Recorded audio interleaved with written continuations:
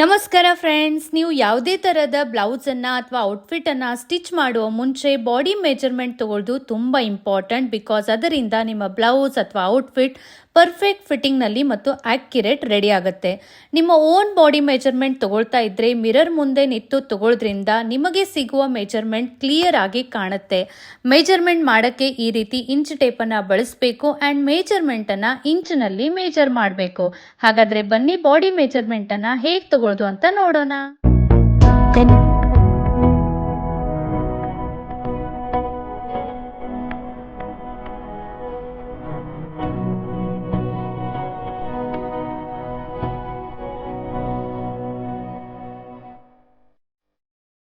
ಇದೇ ರೀತಿ ಇನ್ನೂ ಚೆನ್ನಾಗಿ ಪರ್ಫೆಕ್ಟ್ ಆಗಿ ಪ್ರೊಫೆಷನಲಿ ಎಲ್ಲಾ ತರದ ಬ್ಲೌಸಸ್ ಅನ್ನ ಕಲಿಬೇಕು ಅಂದ್ರೆ ನೀವು ಹಿಂದೆ ನಮ್ಮ ಬ್ಲೌಸ್ ಮಾಸ್ಟರಿ ಕ್ಲಾಸ್ ಅನ್ನ ಜಾಯಿನ್ ಆಗಿ.